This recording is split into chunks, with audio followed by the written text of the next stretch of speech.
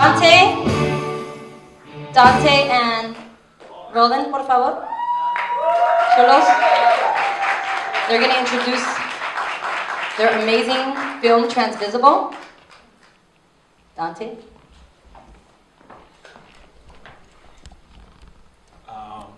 Good evening, everyone. My name is Dante Lencastre. I'm the director, producer of Transvisible, Bambi Salcedo's story. Roland Valencia, executive producer. And first of all, I'm so honored to be to have our film be the inaugural film of this wonderful festival, which I hope it's the first of many, an annual event. And I'm very grateful to Jonathan, Carla, and John for having selected our film to be here tonight. And I also want to give a shout out to the people that gave actually out of their pockets to make the film happen, because without them there would be no film. And you know who you are, so I'm not going to mention names. And also to the audience. I mean, literally, we will not. The purpose of the film is to be seen, and so if you're not here, the film pretty much does not exist. So you really kind of like bring it into being. Bambi could not be here tonight, but she's definitely here in spirit. You're gonna see an hour of Bambi, so you pretty much know who she is in case if you don't know who she is. But just wanted to just echo what Dante said. Thank you to the sponsors, the organizers. You guys are doing an incredible job. Really quick, I founded Viva, a Gay and Lesbian Latino Arts Organization in 1987, and this just like brought back a lot of memories, and it's a continuation, and we're not giving up, and I'm just so proud. And this is just the beginning, and I know that every single one of you is not going to be just a spectator. You're going to be an organizer, you're going to be involved, and this is just going to grow. So thank you for being here tonight. Thanks, everyone. We're going to have a Q&A after the film, so we can talk more about the film. How long did it take you to make the film? How long? He doesn't know. It took us about 3 months to convince Bambi to actually agree to make the film. And from that moment on, I think it took us about a good year, because I was trying to get a compendium of the events that she attends in a year's time. And of course, because she continuously keeps going to other events, getting other awards, being keynote speakers in other conferences. But I wanted to get a good sampling of her activities. And I think it took about a year. And then we spent about 3 months editing. And this is our angel of change, Miguel Ruelas. You want to say something about like meeting Bambi for the first time, for instance? Yeah.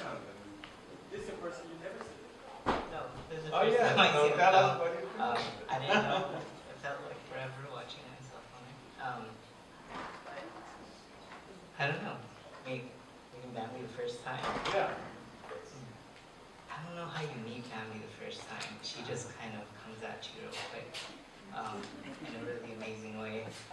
And I don't know. I'm glad I got to say my piece about her in this film.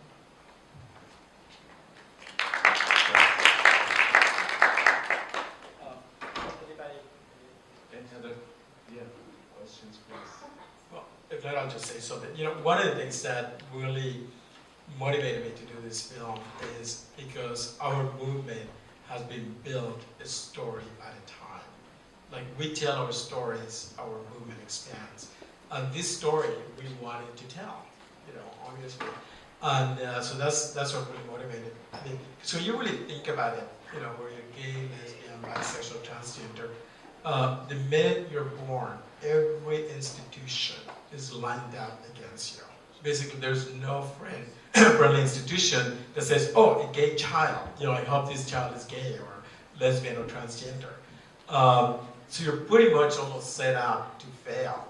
And what's so amazing about this, at least why I wanted to be engaged with this film, is that in a very, very sharp way, it really tells the story of our dignity. That in spite of every religious institution, just about, our own families, our educational system, the criminal justice system, and you name it. In spite of every single institution that has such an impact in our lives, being lined up against us to undermine us, that dignity and that self, pretty much never dies, and it actually thrives, once you're in alignment with who you are. So that's, that's what really inspired me to want to do this. Yeah, go ahead. So now you told me that this project is largely just a film, that it's about building community and sort of generating a movement. In what ways specifically is even bigger than just this film? Well, when I started interviewing Bambi and her friends and her colleagues, the thing that struck me the most was the love that people have for Bambi in the community and the love that Bambi has for her community. I mean, her life is basically mostly 100% about her community. I mean, every single day she's creating change wherever she goes just by her mere presence. And on top of that, she's charismatic, and she's nurturing, and she's funny, and she's, she stands her ground at any situation. And I just think she's definitely an inspiration for anyone that comes in contact with her, gets to see the film. And what I think when I met you at Pitzer, what I think what we're meaning to say is that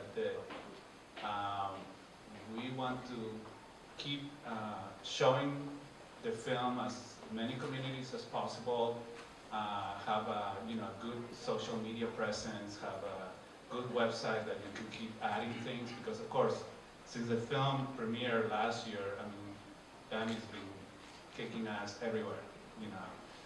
She just got one of the most prestigious awards at Creating Change as being longevity in the movement, and she just gives, she's getting an award from Lambda Legal this year, and her report, Transvisible, from the Trans-Latina Coalition came out in December and January and can be downloaded on their website. We are already started working on the 2015 Angels of Change calendar, so her life just keeps going. This is just mid-career for her, and it's the same thing with the film.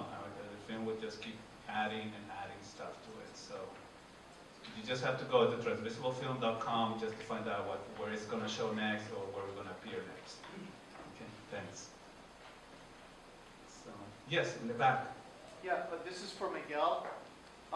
You said in the film that you were happy after transition, just having your transition and being fine with that. So I wanted to ask, since you've been visible and out and open, what effect has that had on your life as opposed to when you had to kind of not talk about it?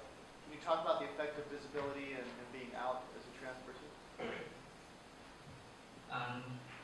I'd like to say that I could, but I'm in this weird place where I don't know anymore what it's like to not be out. And so I have a friend who's stealth, and he tells me all these things about how he has to be careful about what he says around certain friends and coworkers and whatnot. And I'm like, what? I don't really know what that's like. At work, if I have to go to the bathroom, there's only one stall, and I come back really quickly, and they're like, what happened? Are they cleaning yet? No, I can't use the toilet. I need to use the toilet. And there's I have no walls there as far as my transition goes, and that's the same with my family, at work, with my friends. So I don't know what it's like to not anymore. There was the time frame that I had that I was adamant about not showing that I was trans. It was pre-transition. It was pre-medical transition, so I never really had that chance. Not that I wanted it anymore. So we're gonna take one question, and then one more question for David. David.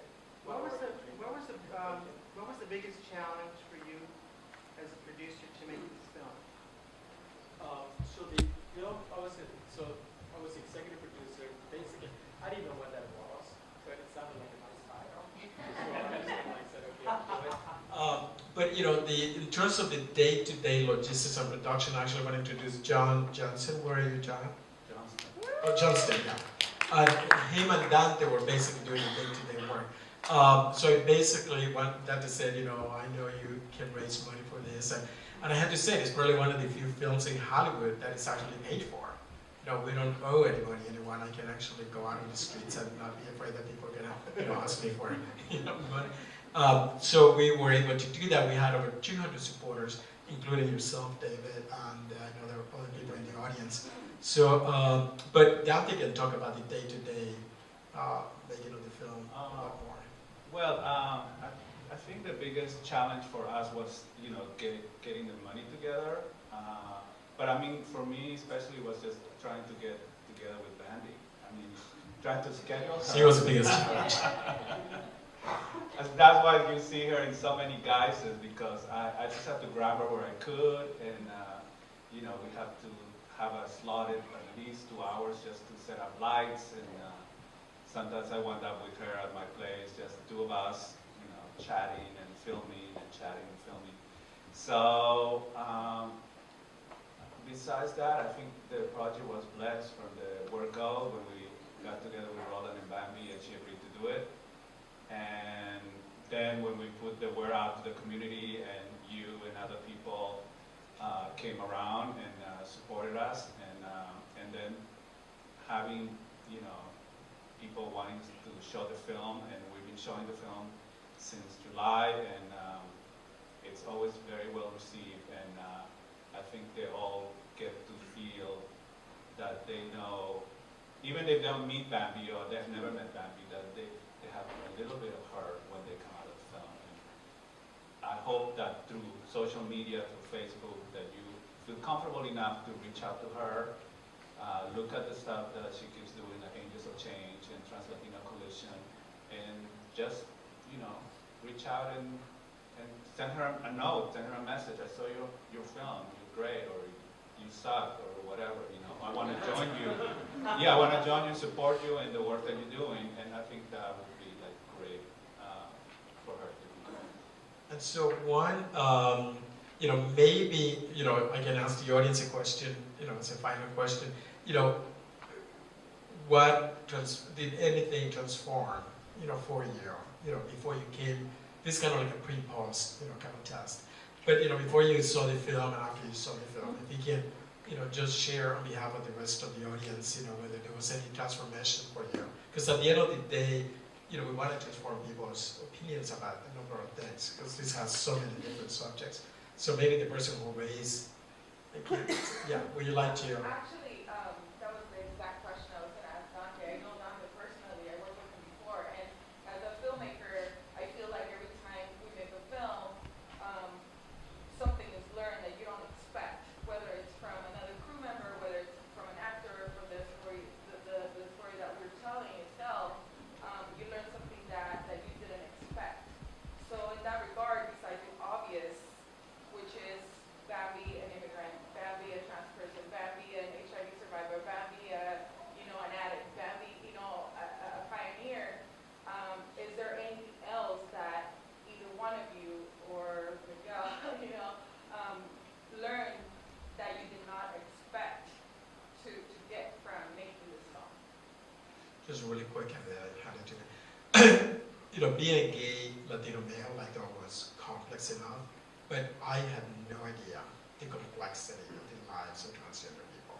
I mean, literally, from going to the bathroom to just living in a gender-conforming society, and everything that means. I mean, it's very, very complex.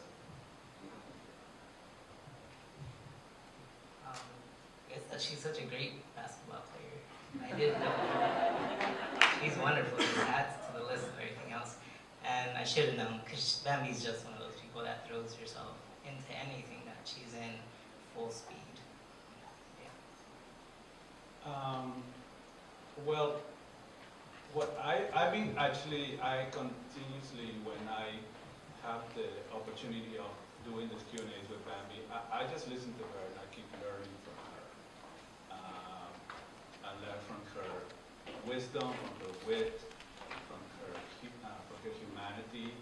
And I think during the shoot, what impressed me the most is the love that I saw that her sisters, they both have for, her whole family has for Bambi. I mean, I was actually privileged enough to be at a Thanksgiving dinner with them, and not just the nephews and the nieces and everybody. I mean, it's just an immense amount of love. I hope if you've seen any of that in the film, I've done my work. So thank you on behalf of Yeah, thank you. There's a reception outside.